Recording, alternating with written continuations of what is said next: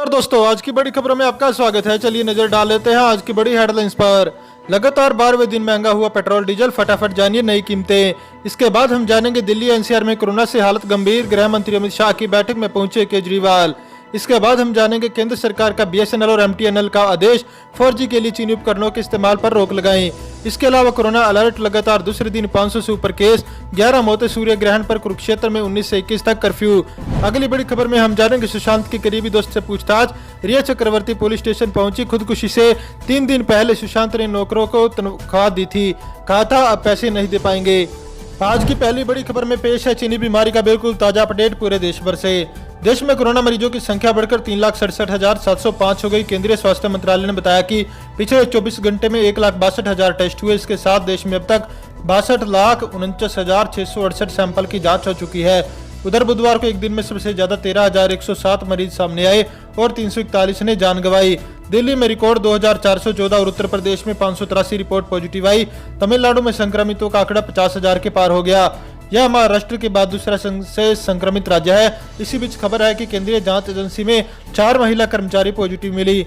Agency में अब तक 8 लोग संक्रमित हो चुके हैं। चलिए बढ़ते हैं अगली बड़ी खबर की ओर। लगातार 12वें दिन महंगा हुआ पेट्रोल डीजल, फटाफट जानिए नई कीमतें। अंतर्राष्ट्रीय स्तर पर कच्चे तेल की कीमतें गिरने का फायदा घरेलू स्तर पर आम लोगों को नहीं मिल पा रहा। देश की सरकारी और मार्केटिंग कंपनी ने लगातार 12वें दिन पेट्रोल डीजल की कीमतों को बढ़ा दिया। राजधानी दिल्ली में गुरुवार को पेट्रोल की नई कीमत 77 रुपये 81 पैसे प्रति लीटर हो गई, जब बीते बुधवार को 77 रुपये 28 पैसे प्रति लीटर थी। दिल्ली में डीजल की कीमत में 64 पैसे की बढ़ोतरी हुई और नई कीमत 76 रुपये 43 पैसे प्रति लीटर हो गई। इस दौरान पेट्रोल की कीमतों में 53 पैसे और डीजल की कीमतों में 64 पैसे की बढ़ोतरी हुई। आपको बता दें कि 12 दिनों में पेट्रोल 6 रुपये 53 पैसे प्रति लीटर और डीजल 7 रुपये 4 पैसे प्रति लीटर महंगा हो चुका है। पेट्रोल डीजल के नए दाम। दिल्ली में पेट्रोल के दाम 77 रुपये 81 पैसे प्रति लीटर, डीजल के दाम 76 रुपये 43 पैसे।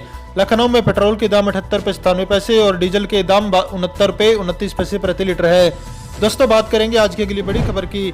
दिल्ली एनसीआर में कोरोना से हालात गंभीर, गृह मंत्री अमित शाह की बैठक में पहुंचे केजरीवाल। देश में कोरोना मरीजों की संख्या बढ़कर अब 3,66,946 हो गई है। एक दिन में रिकॉर्ड 12,881 केस मिले और 334 मरीजों की जान गई। स्वास्थ्य मंत्रालय की ताजा जानकारी के मुताबिक देश में अब कोरोना के 1,60,384 एक्टिव केस हैं। कोरोना से देश में अब तक 12,237 लोगों की मौत हो गई। कोरोना से अब तक 1,94,324 लोग रिकवर हो गए। इसी बीच दिल्ली एनसीआर में कोरोना से हालात गंभीर हो गए। ऐसे में गृह मंत्री अमित शाह एनसीआर के अफसरों के साथ मीटिंग कर रहे हैं। इस मीटिंग में दिल्ली सीएम अरविंद केजरीवाल भी मौजूद हैं। चलिए बात करते हैं आज की अगली बड़ी खबर की ओर। भारतीय खरीदारों की आंख में धूल झोंक रहा है चीन। चीनी सामानों का बहिष्कार से बचने के लिए कर रहा है ये चालाकी, ऐसे बचे आप।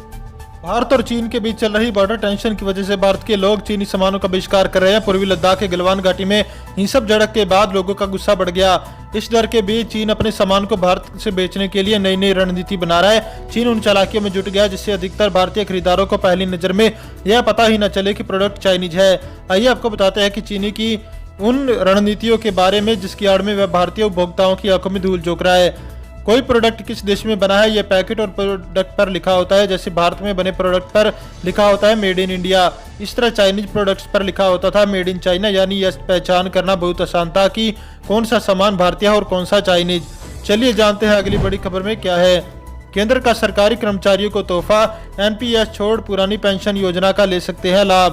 केंद्र सरकार ने अपने कर्मचारियों को नेशनल पेंशन सिस्टम को छोड़कर पुरानी पेंशन स्कीम का लाभ लेने की छूट दे दी है। इसके तहत 1 जनवरी 2004 से 28 अक्टूबर 2009 के बीच केंद्र सरकार या केंद्रीय स्वास्थ्य संस्थाओं ने न्यू पेंशन स्कीम के तहत नियुक्ति कर हुए कर्मचारी पुरानी पेंशन स्कीम का लाभ ले सकते हैं। सेंट्रल सिविल सर्विस रूल्स 1972 के तहत ये विकल्प दिया जा रहा है कि इस विकल्प का चुनाव वे सभी सरकारी कर्मचारी कर सकते हैं जिनकी केंद्र सरकार, केंद्रीय संस्था या राज्य सरकार या राज्य स्वायत्त संस्था से तकनीकी इस्तीफे के बाद केंद्र सरकार या केंद्रीय स्वायत्त संस्था में बताई अवधि के बीच फिर से नियुक्ति हो, उससे उन्हें केंद्र सरकार या केंद्रीय स्वायत्त संस्था से अंतिम सेवानिवृत्ति पर पेंशन का ज्यादा लाभ मिल सकेगा। किन कर्मियों को मिलेगा पुरानी पेंशन स्कीम का फायदा? कुछ मामलों में 1 जनवरी 2004 से 28 अक्टूबर 2009 के बीच पुरानी पेंशन प्रणाली के तहत पिछली सेवाओं की गणना का लाभ नहीं मिलने के कारण राज्य सरकार राज्य स्वायत्त निकायों के कर्मचारियों को केंद्र सरकार के पेंशनभोगी विभागों या केंद्रीय स्वायत्त निकायों में 1 जनवरी 2004 के बाद और 28 अक्टूबर 2009 तक नियुक्ति से पहले स्वैच्छिक सेवानिवृत्ति लेने के लिए मजबूर होना पड़ा। बात करेंगे आज की अगली बड़ी खबर की। लॉकडाउन की वजह से लोगों में बड़ी सोना खरीदने की दीवानगी, शादियों में डबल हो गई है गोल्ड की खरीदारी। जानिए क्या है राज। देश में चल रहे लॉकडाउन के बावजूद केरल में सोने की बुकिंग में इजाफा देखने को मिला है। कल्याण ज्वेलर्स कार्यकारी निदेशक रमेश कल्याण रमन के मुताबिक पीक वेडिंग सीजन होने के बावजूद सभी स्टोर बंद थे, इसलिए बुकिंग में उछाल ने उन्हें एक रिसर्च के लिए प्रेरित किया। रमेश के मुताबिक कल्याण ज्वेलर्स एक स्पेशल योजना चलाता है जहां ग्राहक शादी से 1 महीने पहले ज्वेलरी की बुकिंग कर सकते हैं।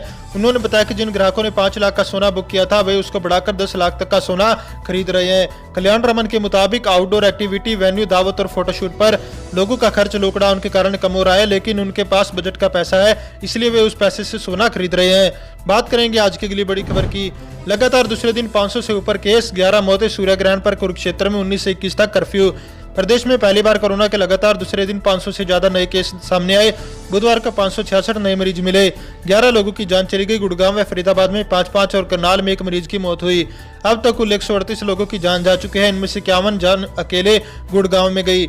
अब संक्रमितों की संख्या 8,951 पर पहुंच गई है। पिछले 24 घंटे में 204 मरीज ठीक हुए। इससे अस्पतालों से डिस्चार्ज होने वाले की संख्या 3,952 पर पहुंची है। प्रदेश में 4,861 सक्रिय मरीज है। वहीं कुरुक्षेत्र में होने वाले सूर्य ग्रहण स्नान पर पहले से ही प्रतिबंध लगाए जाने के बाद अब गृह एवं स्वास्थ्य मंत्री अनिल विज ने होम सेक्रेटरी विजय वर्धन को जिलों में 19 से 21 जून तक कर्फ्यू लगाने के आदेश दिए हैं ताकि वहां लोग न आए और संक्रमण फैलने से बचा जा सके। चलिए जानते हैं अगली बड़ी खबर में क्या है। केंद्र सरकार का बीएसएनएल और एमटीएनएल को आदेश, 4G के लिए चीनी उपकरणों के इस्तेमाल पर रोक लगाएं। भारत सरकार ने आज बड़ा फैसला ले लिया और चीन को झटका दे दिया। राष्ट्रीय सुरक्षा के मद्देनजर सरकार ने आज संचार विभाग और सरकारी टेलीकॉम कंपनियों बीएसएनएल व एमटीएनएल को निर्देश दिया है कि वो 4G के क्रियान्वयन के लिए चीनी उपकरणों के इस्तेमाल पर रोक लगाएं।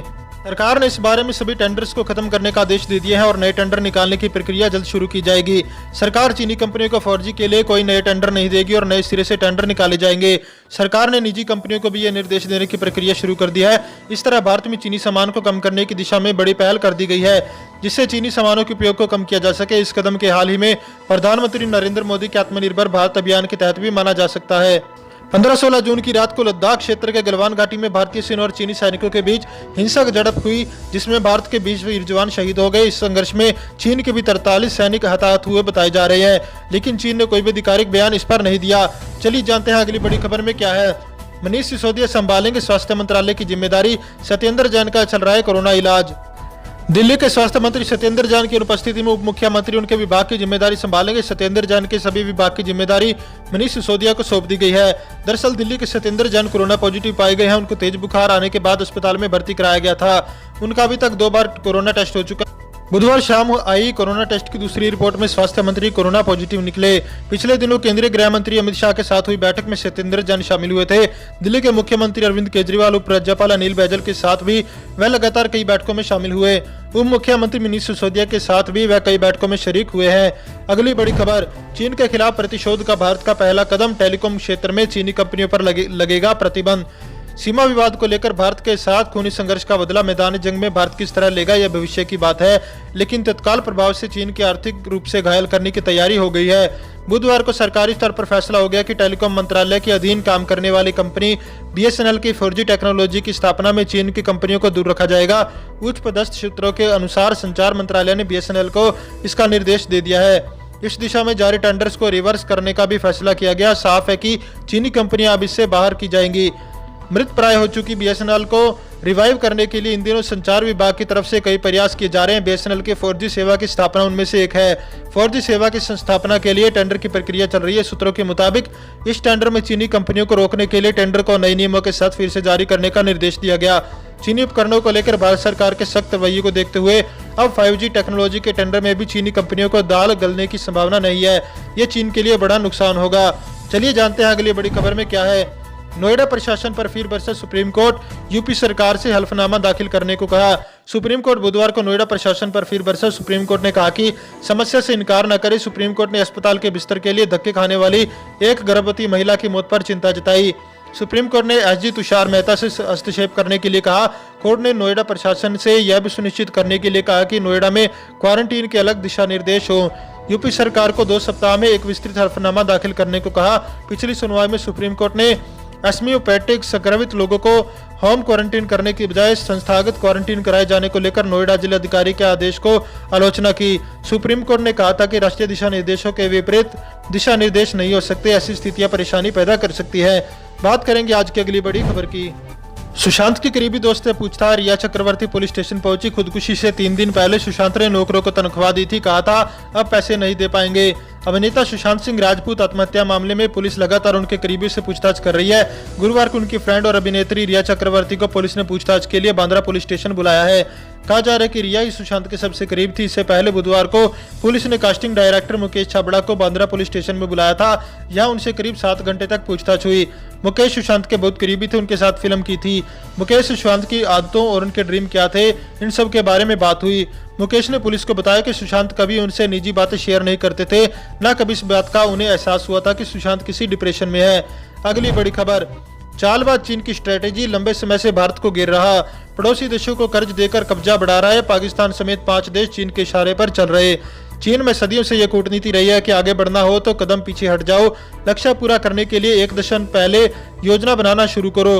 भारत और चीन के बीच गलवान घाटी में हुई झड़प भी चीन की इस नीति का नतीजा हो सकती है। चीन भारत के पड़ोसी देशों से समझौते करता रहा है, उन्हें शायद देता रहा है। पाकिस्तान के अलावा श्रीलंका, म्यांमार, मालदीव और बांग्लादेश समेत कई देश चीन के इशारों पर चल रहे हैं।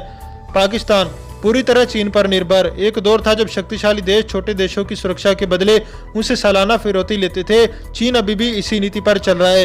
वह छोटे छोटे देशों को कवर देने के बदले उनकी जमीन या दूसरे रिसोर्सेज ले लेता है। बात करेंगे आज की अगली बड़ी खबर की। गलवान घाटी में तनाव कम करने के लिए दोनों देशों के मेजर जनरल लेवल की बातचीत जारी। बुधवार को वार्ता बेनतीजा रही थी। सोमवार रात लद्दाख की गलवान घाटी में सैन्य झड़प के बाद भारत और चीन के बीच तनाव बना हुआ है। इसे कम करने के लिए दोनों देशों में मेजर जनरल लेवल पर बातचीत शुरू हो गई है। मीडिया रिपोर्ट्स के मुताबिक यह बातचीत उसी इलाके में हो रही है जहां दोनों देशों के सैनिकों के बीच हिंसक झड़प हुई थी। इससे पहले बुधवार को भी दोनों देशों के बीच मेजर जनरल स्तर पर बातचीत हुई थी, हालांकि यह बेनतीजा रही। उधर भारत ने बुधवार देर रात फिर चीन के गलवान घाटी पर दावे को खारिज कर दिया। विदेश मंत्रालय ने कहा दोनों देशों के बीच 6 जून को कमांडर स्तर की बातचीत में जिम्मेदारी के साथ हालात संभालने पर समझौता हुआ था। अब इस तरह बढ़ा चढ़ाकर किए जा रहे दावे समझौते के उलट है। दोस्तों, इस वीडियो को लेकर आपका क्या कहना है, हमें कमेंट करके जरूर बताएं। वीडियो को लाइक करें और चैनल को सब्सक्राइब करके बेल आइकन के बटन को दबाएं। साथ ही साथ दोस्तों के साथ वीडियो को ज़्यादा से ज़्यादा शेयर करें।